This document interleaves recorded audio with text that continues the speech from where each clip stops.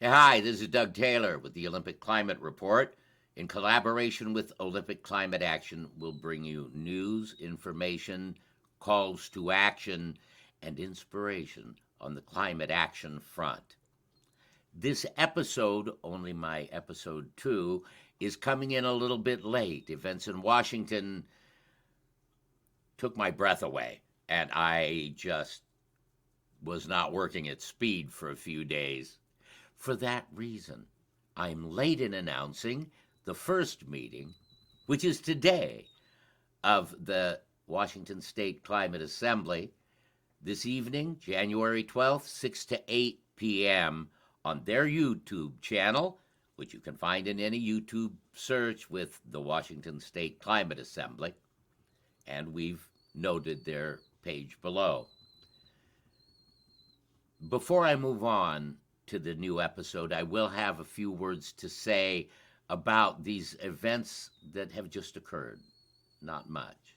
Then we'll be moving on to discuss citizens' assemblies, a little of the history, a few words about how our assembly came together, meeting those requirements to make it a genuine citizens' assembly, a thing the Greeks used to call their ecclesia.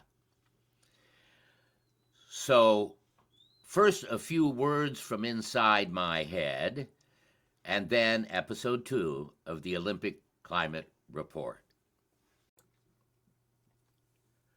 Well, hey, this is Doug with the view from inside my head. If you'd like to share the view from inside your head sometimes with us, we can arrange that. If you have a webcam and are willing to send me your video, I put your face right here in the same spot.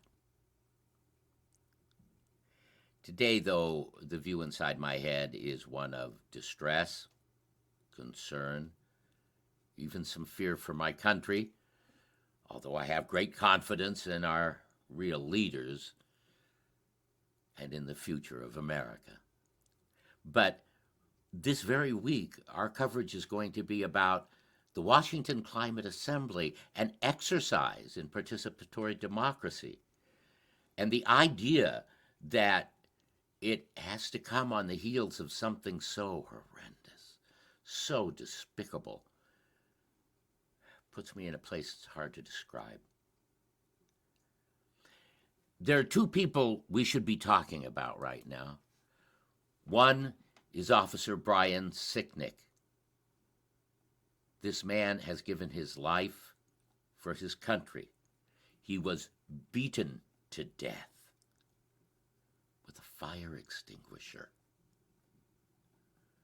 by revolutionaries out to overthrow our government, out to overthrow our way of life, our very democracy, and put in its place a fascist one-party system.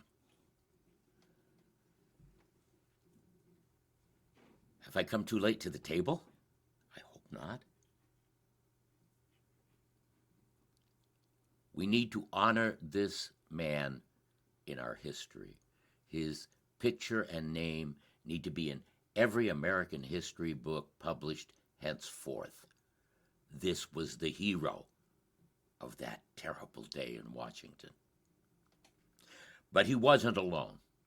Another man who fortunately survived that incident was Eugene Goodman.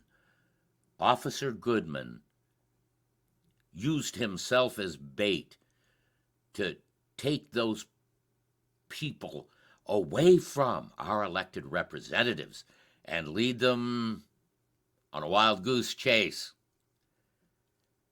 like a jackrabbit saving the lives of its pups. This man saved the lives of our democracy, the people we voted for to represent us in the world. Brian Sicknick and Eugene Goodman do need to go down in history. Their names must never be forgotten. That's this day in America. And right now, that's the view from inside my head. Okay, that's what I had to say today. Now, let's get on with the rest of the report. I wanted to show you something that we're going to use today. It's right over here.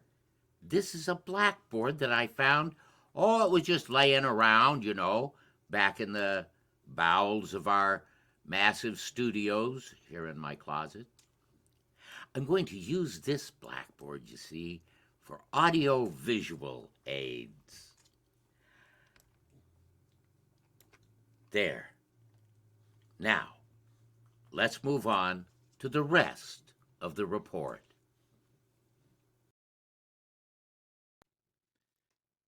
So, it goes without saying, although I'm going to say it, that if we're going to sell our family and friends and our Facebook friends and all of our contacts and anyone whose ear we can bend on the Washington State Climate Assembly, we need to know something about that. We need to know something about what we're selling.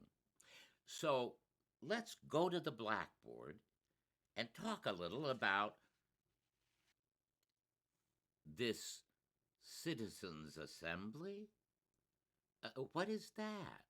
And why is a citizens' assembly on the climate so important? Well, we all know about the citizens' assemblies.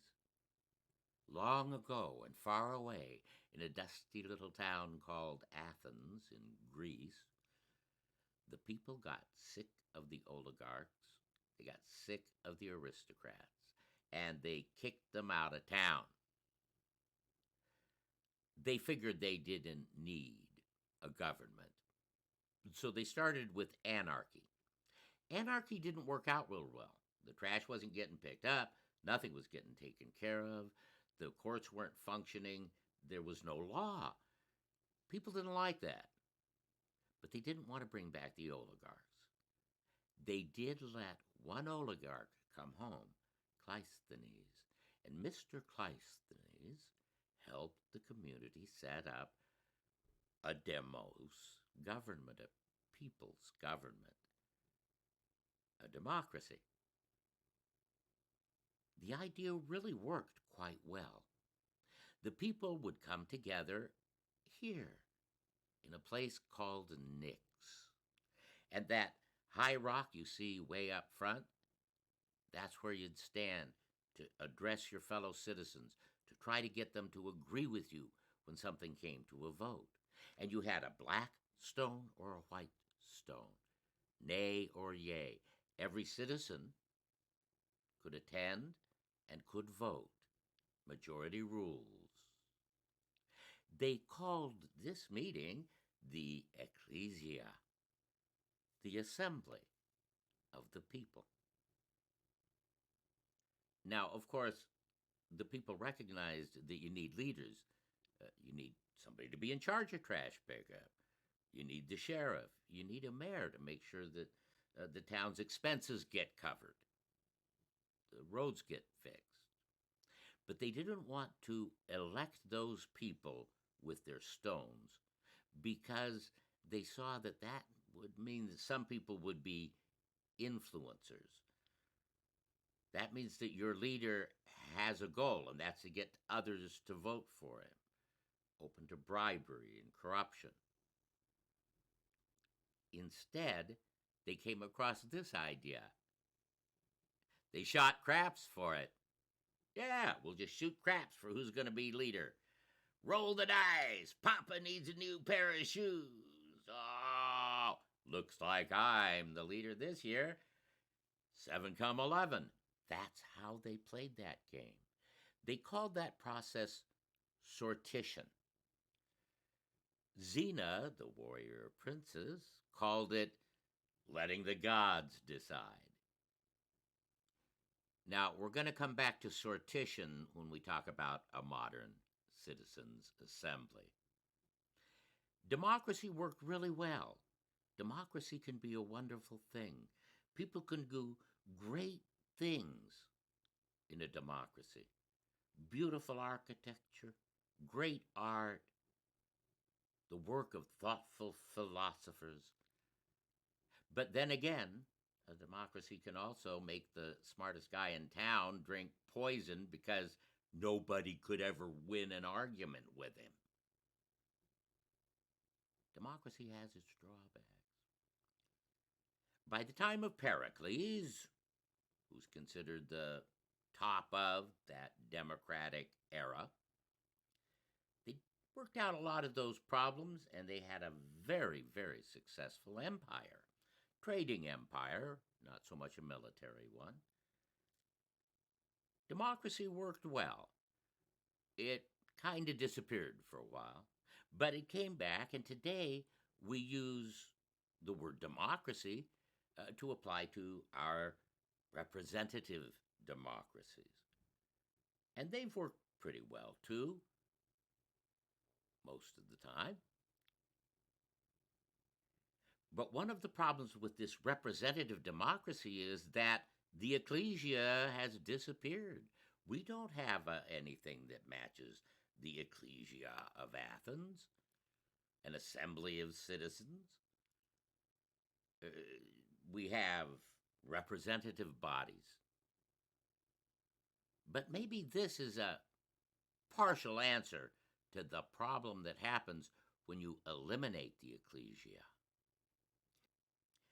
So, let me just erase the blackboard here, and we'll talk for a moment about the modern citizens' assembly movement, this effort to reintroduce the ecclesia into democracy, and our own ecclesia on climate pollution here in Washington. And so the ecclesia has passed into history. Efforts to democratize government have come to focus on representative bodies, representative elections. The people cast their stone for this candidate or that. But this does fall into that trap that the Greeks were aware of. A representative system is subject to influence and to corruption. The modern citizens' assembly movement aims to reinvigorate that assembly of citizens by bringing ordinary people together in free association as volunteers to consider issues of public value like climate pollution. Why? Because everyday people should decide how we live together. On their website, the Sortition Foundation puts it this way: citizens' assemblies are an innovative and powerful way to make political decisions. They break the hold of career politicians on decisions and bypass the powerful vested interests that often exert undue influence on policy outcomes. Breaking the hold of career politicians by bringing ordinary people in to discuss what our solutions ought to be is what the Greeks were trying to avoid when they used sortition to choose their leaders. I think really we need more specialists. I think representative democracy is a good idea there. And citizens' assemblies don't have the power of government, but we have the power of persuasion. And whatever they might try to do, they still need our votes, and we need to keep it that way. The sortition people finish it this way: they are a way to put representative groups of people brought together in informed and deliberative environments at the center of decision making. From the Sortition Foundation. But obviously, since the Citizens' Assembly is a small subset of the general population, it isn't a true ecclesia. To address that problem, modern citizens' assemblies use what amount to focus group principles to draw from the population a set of people whose demographics, political leanings, where they live, will reflect a broad range of general public opinion. That's important because, we climate activists, we could put together an assembly, you betcha, and they'd come up with great ideas, you betcha, but not necessarily ideas that are going to resonate with the general population. Then, in the final act of sortition, yeah, they throw craps for who's going to get to sit on the assembly. They've got a population of people that they know reflects the general public. Now, from that group, they'll choose, in our case, about 80 people to actually attend the assembly and be voting members. And they do that, yep, just the way the Greeks did. They throw craps for it. 7 come 11, and you get to be on the assembly. So here's a quick review of how it works. To form a citizens' assembly, first, we randomly select a broadly representative bunch of people. We bring them together in an assembly. Now, usually that's done in meeting rooms. I'm sure this one is going to be done pretty much exclusively on Zoom because of the COVID, obviously. Have experts and others address the assembly to make sure everyone's aware of the facts, diverse viewpoints, and the proposed options. There's the educational part, the hearings of the committee. Then get the participants to deliberate. And here's where those facilitators are so important. To facilitate group work, you need a therapeutic approach. You need to be the person who stays focused and helps the group stay focused on getting results out of the conversation, listening to one another, heeding conversational principles, courtesy. With those professional facilitators, you are less likely to get the kind of breakup that happens when people just get mad and don't want to be in on it anymore. And then to make a decision, to actually come out with some proposals or a proposal that meets the criteria of general support from this people's assembly. That's how it's supposed to work. But that takes effort, and it takes people who know what they're putting together and are willing to sacrifice their own personal ends and goals regarding an issue for the broader purpose of bringing citizens together and learning what those citizens have to say. Then you have something that can have powerful influence on lawmakers. That, in summation, is what a citizens' assembly is all about. And sortition, that key process where we mix it up and try to make sure that an assembly is made up of people from the citizenry, ordinary people, thinking about how they want to live together and letting their government know what they think. But then the question arises, does our Washington Climate Assembly live up to the promise of a citizens' assembly? Have we performed the steps that tell us that we've done everything that can be done to be sure that our assembly does reflect the ecclesia, the will of the people, and not just our point of view? That is, without the natural bias of climate activists who've already developed a strong point of view. So let's just clear the blackboard.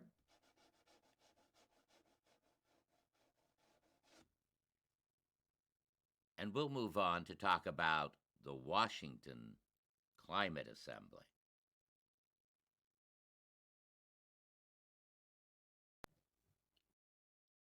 So we've wiped our blackboard clean. I'll brush off the chalk dust and we'll move on. The Washington Climate Assembly is our own citizens' assembly on climate issues, and it is a prideful thing for us here in the great Pacific Northwest, a land I like to think of as sweet old Ecotopia, that we are the first in the nation to hold a citizens' assembly on climate issues.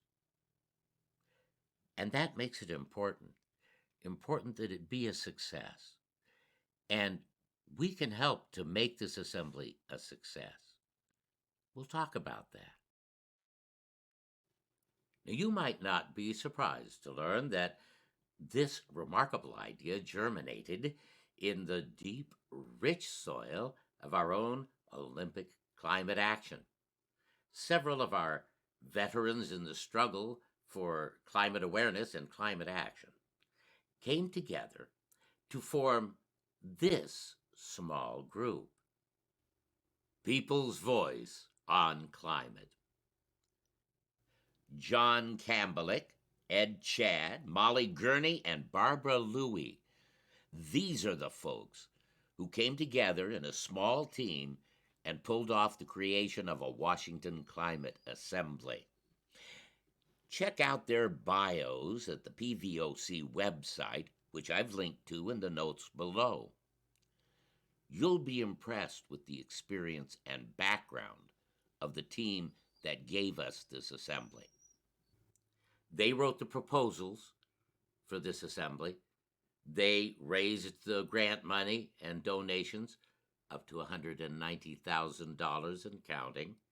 This is a very expensive operation. And of course, they're responsible for organizing and implementing the assembly. But for that job, they've hired professionals. Cascadia Consulting Group, with offices in Seattle and in Oakland, California, is dedicated to providing services. Well, here, let me read from their own webpage.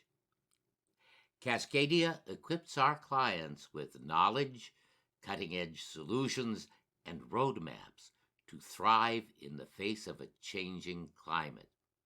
In their mitigation section, they talk about this. Our clients range from local governments to private industry to transportation agencies.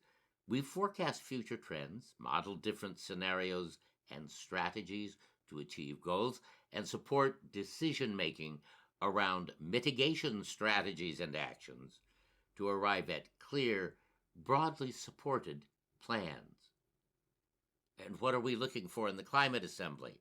A report that will recommend clear, broadly supported ideas to the legislature. Cascadia Consulting, at least it seems to me, is a fine example of bringing progressive values into the marketplace. And I think they've been a good match in organizing this Washington Climate Assembly.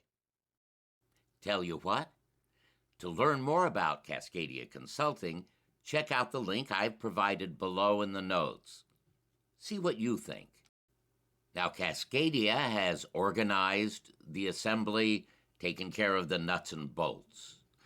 However, there is one thing left that needed to be accomplished: the all-important step of sortition, where we choose the people who are going to attend the assembly. For that chore, Cascadia Consulting Group has hired this outfit: Strategic Research Associates. These guys are the linchpin to making this a successful citizens' assembly. This is where our motivations for calling the assembly are separated from the goal of the assembly to be a real measure of public opinion, a genuine exercise in democracy. Now, SRA has a unique role in our assembly. Their specialty is focus groups. You can check them out also at their webpage, which I have linked to in the notes below. They put together focus groups, study groups to study public opinion. And what is a citizens' assembly, a climate assembly, but a very large public focus group selected on the basis of a wide variety of demographics and initial points of view. Here, in the Washington Climate Assembly webpage, they talk about the methodology of our sortition.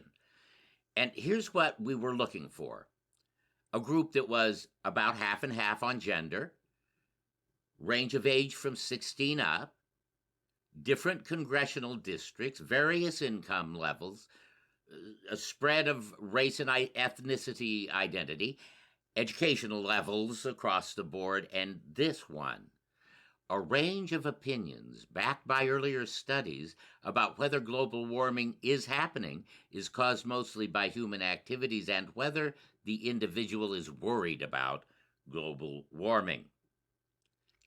With the help of specialists skilled in sortition for purposes of a citizens' assembly, SRA completed the sortition process.